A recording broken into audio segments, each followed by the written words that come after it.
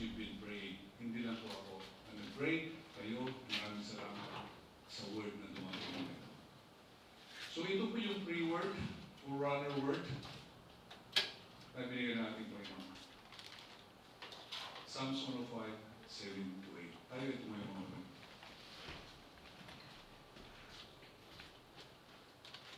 Basahin natin ang sabay-sabay.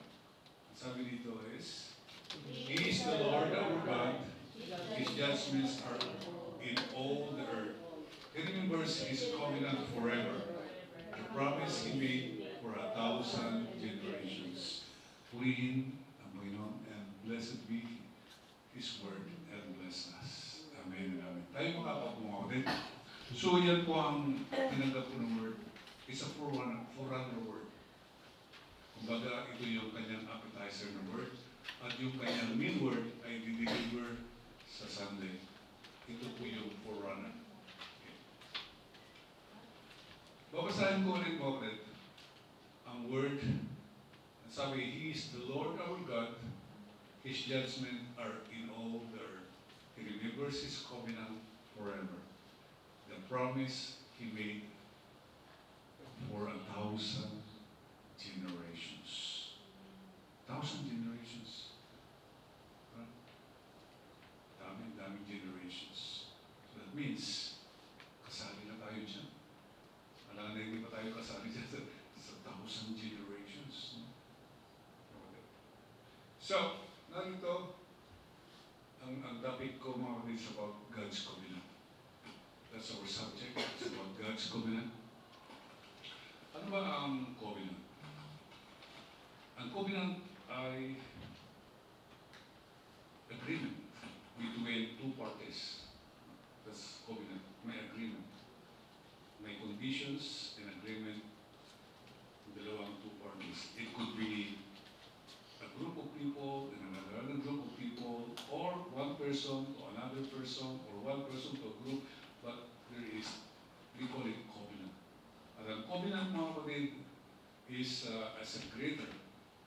It could be a group of promises, a group of conditions. Right? That's a covenant. Covenant. Nagkaroon na ba kayo ng covenant with someone? Mag-asawa, may covenant. Diba? Sa ibang tao, nagkaroon na ba kayo ng covenant?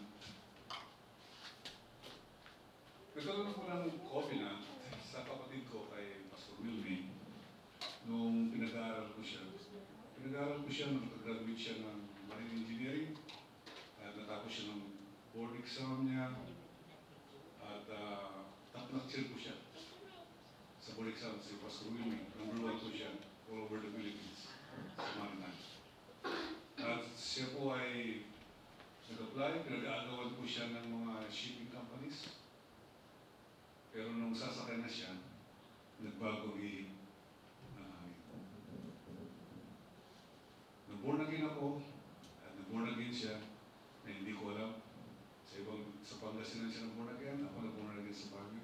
At sa bahay namin doon kami nagkausap na pareho kami born again. At nung sasakay na siya ng barko, nagbago yung ihip ng Panginoon, sabi niya, Kuya, tinatawag ako ng Panginoon. So, ano ibig sabihin nun? Tatalikuran niya everything. Lahat yung pinag-aralan niya, ng 5 years, lahat yung board exam niya, yung lisensya na, tatalikuran niya. Then sabi niya, Kuya, tinatawag ako ng Panginoon. Kailangan ko mag-aaral sa Bible School. At pagpapastor ako. So, nagkaroon kami ng covenant. Sige ka.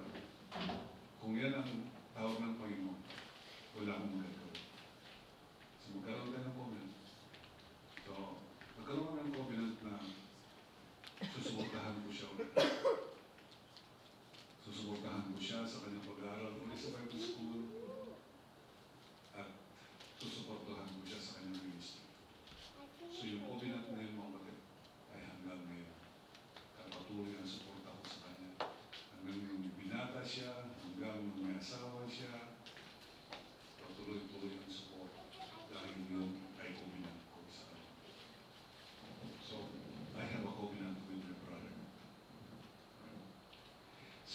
covenant. Kung nabasa ninyo ang Old Testament, mga kapatid, ang daming covenant doon. No? Actually, pinag-aaralan namin yung covenant noon, covenant. May mga Bible scholars, sabi there are 7 covenant.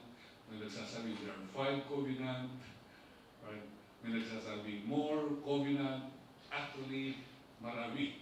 Pero ito lang ang parang general na list. Yung iba ay 7. Pero usually ay ito ang ginagamit. The 5 covenants sa Old Testament. Nakasulat sa Old Testament hanggang sa New Testament. Yung una ay yung Noahic Covenant. Sinong makakapag-guess ano yung covenant ni God sa tao?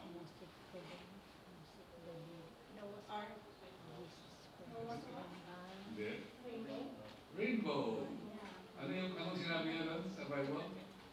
This is the sign of my covenant with you. Na hindi ko na muling babahain ang mundo. Yan yung Noahic Covenant. Hindi na muli. Binahay na, di ba? Halos pinatay niya lahat ng tao. Kasi ang tao ay naging masama, naging diluted. Ang tao medyo nahaluan. Biologically nahaluan ng yung angelic DNA. Di ba yung mga angels nag-asawa ng tao? Na-wipe out, ginagawa. And then naman yung Abrahamic Covenant. Ito si Abraham, nung pinaabot ng Diyos sa kanya na, I will make you into a great nation. At ano sabi niya? I will bless you. And those who will bless you, I will bless. Those who will curse you, I will curse. Yun yung Abrahamic Covenant na hanggang ngayon. Pinanampalataya. Number 1, ganun pa rin. Hindi na daw babahay ng mundo. Abrahamic Covenant, yun. Then, yung Mosaic Covenant, ito yung mga batas. Diba? Binigay yung mga batas kay Moses. Ano ang sabi ng Covenant? Sabi, if you obey my commandments, I will bless you. If you disobey, I will curse you. Yun yung Mosaic Covenant. And then yung Davidic Covenant, ito yung covenant ni Lord kay David, na sabi niya, I will maintain your kingship. I-maintain ko at sa iyong lineage ay diyan uusbong ang salvation. Diyan uusbong yung Messiah. Yun, which is nakatotoo. Yun. And then number 5, ito na yung final covenant. The New Testament covenant, that's Jesus Christ covenant.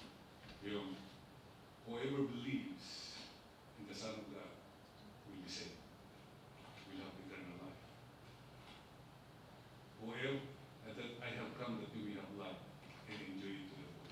Yun yung Jesus Christ covenant. Siya yung the fulfillment of everything. Okay? So yan yung covenant. Okay. So, yan mga kapatid. Okay, Noahic Covenant. Then it is a formal relationship with Noah and all living creatures, promising that despite humanity's corruption, he will never again flood the earth. Okay. Abrahamic Covenant, God tells Abraham to leave his land and follow wherever it leads, then his family to do what is right and just, and practice salvation in every generation. This covenant is both conditional and unconditional. God and Abraham each have a part to play, but ultimately God will keep his promise to give Abraham a family who will inherit the land and bless the world. Actually, may sure pa rin. Sinabi ko na, whoever bless Abraham, whoever bless Israel, will be blessed. And then yung Mosaic Covenant, ito yung God instructed Israel to obey all the laws given at Mount Sinai, promising to bring blessing if they follow his commands and curse if they ignore them. And the Davidic Covenant, David's descendants must remain faithful to God, following the covenantal laws. However, despite David's sons' failures, God keeps his promise to provide a faithful descendant of David to reign. Sino yun?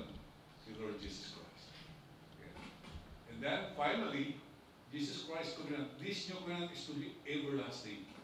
God will write His law on the hearts of His people, bring complete forgiveness of sin, raise up a faithful king from the line of David who will restore all that has been broken. Whoever believes in Him will not perish but have eternal life. That's the Lord Jesus Christ. Okay. Ito yung mga covenant. So, New Testament, Jesus Christ is the new covenant of God with us. Siya yung new covenant and the fulfillment. Okay. Yun yung covenant.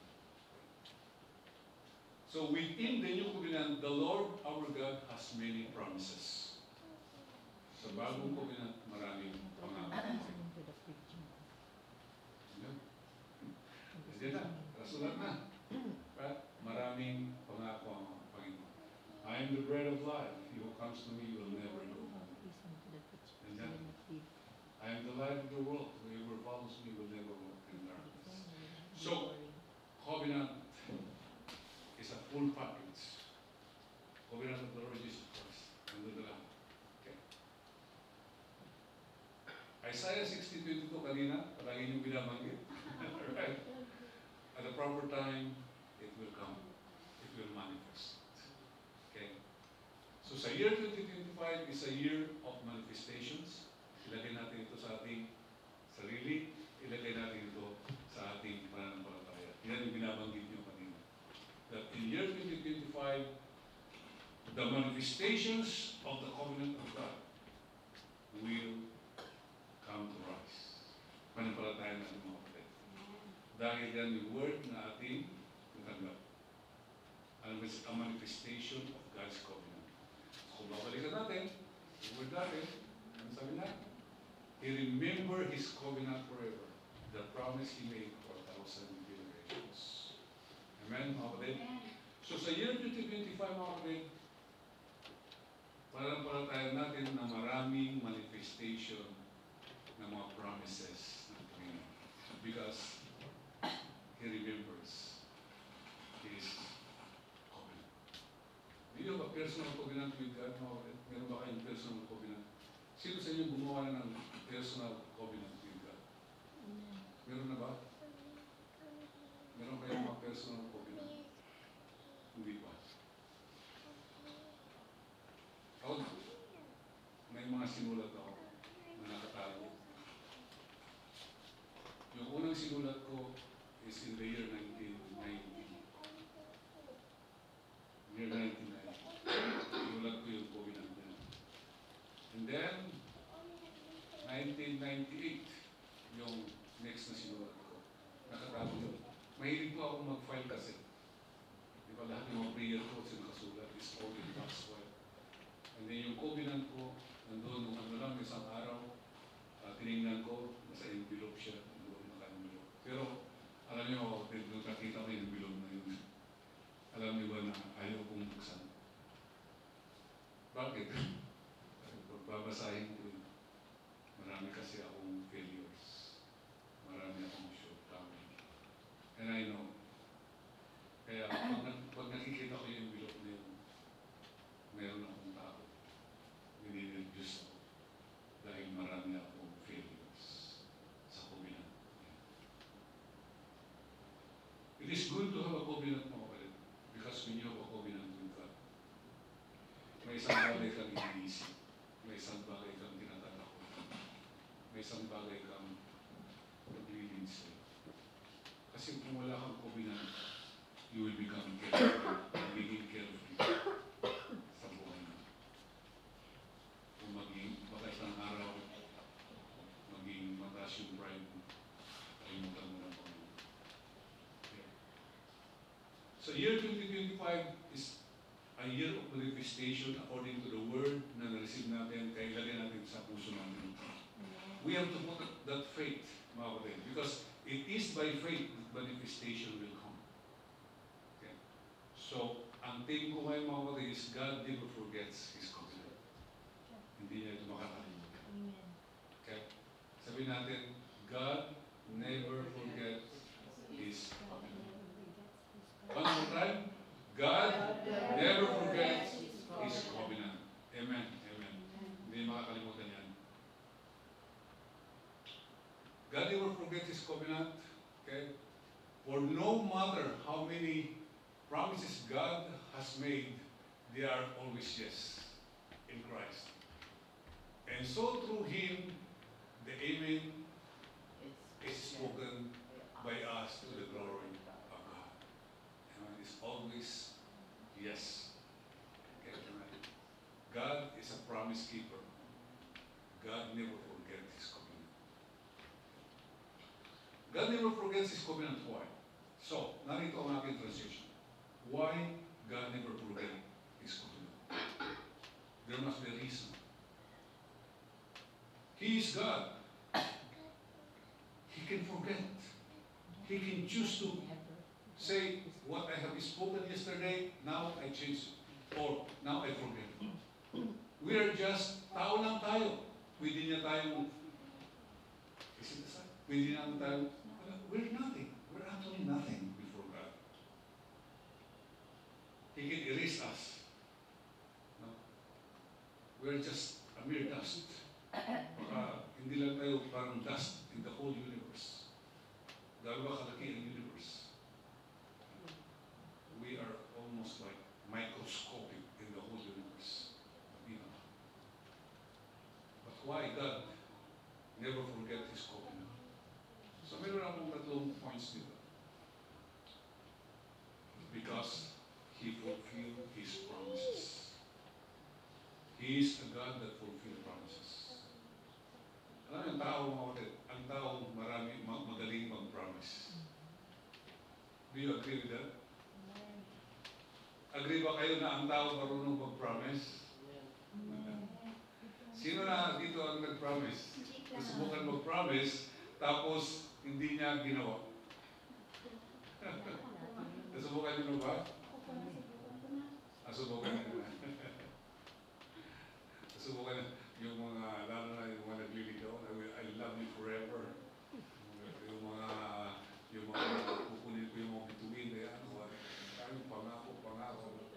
Right? At nagiging, ano na rin, no? Nagiging normal na yung salita. Promises are made to be broken. So, ang Panginoon, mga kapatid, God is a God that fulfills promises. Dahil He has to maintain na siya ay Diyos.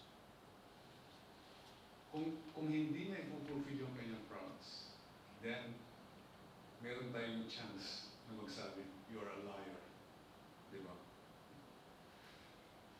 Even though, pwede natin sabihin yun, pwede niyang, pwede kanyang biglang sunugin. Right? Because He is God. But He will not do that. Because He is a just God. He is a just God. God never forgets His covenant because He fulfills promises. Number two, because He judges everyone. And number three, because He is a faithful God. Okay? Tingnan natin yan, one point at a time. Okay. God never forgets His covenant because He fulfilled promise. The Lord is not slack concerning His promise, as some men count slackness, but is long-suffering to us ward, not willing that any should perish, but that all should come to repentance. Okay. Ano sabi? The Lord is not slack in concerning His promise. Okay. Ano ibig sabihin ng slack? Ibig sabihin hindi siya slow. Isaiah 6:22 sabi, in this time, in due time, okay, He will fulfill His promise. Okay. So, He never forget His covenant and He will fulfill His promise. Nabanggit ko noon dito na, last week or the other week, natatanda niyo yung dalawang batang namit ko noong last December, na namit ko doon sa kalsada ng nagtitinda ng balot, ng tubo, ng mani, na kinausap ko sila, pinakain ko sila, binili ko lahat ng tinda nila. At nalaman ko yung kabuhayan nila, sabi nga ng may-ari ng restaurant na kinainan namin, yung mga batang yan, dapat DSWD din ang nasikaso mo.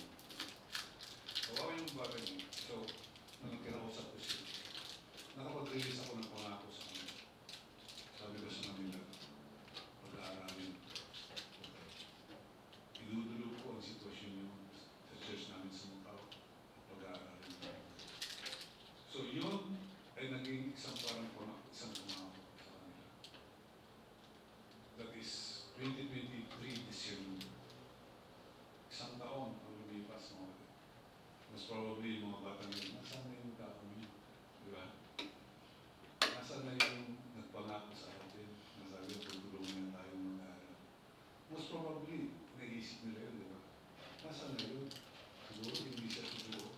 Siguro, ano lang, baka nagbiro lang. O siguro, nagyabang lang. Di ba? Baka nagyabang lang. Isang taon. So, year 2024, December, umuwi ako. Hindi ko nakalimutan yun. Kahit throughout the year, hindi ko nakalimutan yun. Hindi ko pa masyadong idinulog dito sa church natin. Wala akong trabaho. And ang church natin, may problema din sa finances. Pero, year 2024, December, umuwi ako. Hindi ko nakalimutan. Hinanap ko sila. Sa una, hindi ko sila nakita. Sabi ko na sa parang hindi yata will nilo. Pero sabi ko, hindi pwede. Kailangan makita ko sila. So gumawa ng paraan ng Panginoon. May pumuntak sa akin dahil nag-iwan ako ng mensahe sa mga tao doon sa alam ko na nandun sila. At nakontak ako at yun nagkaroon kami ng engagement. So, mga kapatid, kung ang isang tao katulad ng ginawa ko, ay nagawa ko yun, how much more ang Panginoon? How much more ang Panginoon? Hindi ako mayaman, pero super yaman sa Panginoon.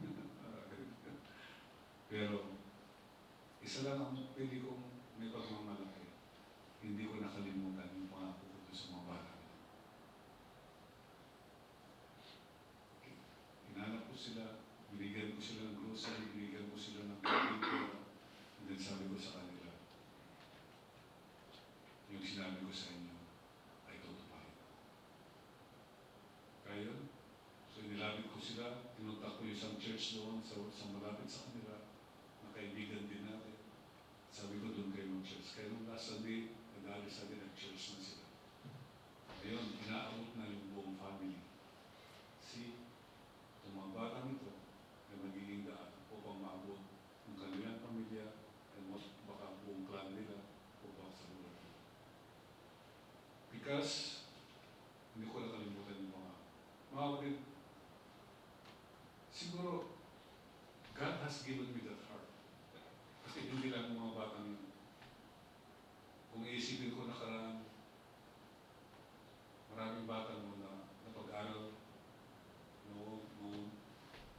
ngayon, mga professional, hindi ko alam kung kilala pa nila ako. Hindi ko kilala mga pangalan nila, but pinapasa Diyos ko na one day, sana maalala nila ako. Okay. Dahil may isang buong class sa DIMSO, Don Mariano State University, sa San Tomas, buong class yun na pinag-aaral ko. Sana maalala nila yun. Because I have to fulfill my promise. Ang point ko dito mga kapatid is just, kung ang tao na gagawa niya yun, how much more is God? Anong palatayan natin mga kapatid? That God will come to us to manifest His promise. Okay? To fulfill His promises. Yung mga outstanding na hindi pa nangyari sa ating buhay. Let us put our hope in faith na in year 2025 ay maraming mangyayari. Amen? Amen, mga kapatid? So, God never forget His covenant because He will fulfill His promise. Number 2. And then, sabi niya, so shall my words be that goes forth out of my mouth. It shall not return to be void, but it shall come with that which I please. So mga kapatid, pag sinabi ng Panginoon, ay mangyayari. Babalik sa kanya. Ay mangyayari. So if God's word has been spoken and written in the Holy Bible, spoken and written, then it will come to us. Pero ang manifestation nito mga kapatid will depend on us. By faith. By faith. If you don't believe, if we don't believe, hindi tayo tatama. But if we believe, then it will come to us. Amen? Amen, kapatid? So let us go to number 2. God never forget His covenant because He judges everyone. Mabalik, kung ang isang judge hindi marunong mag-keep ng kanyang salita, do you think he can judge fairly? No.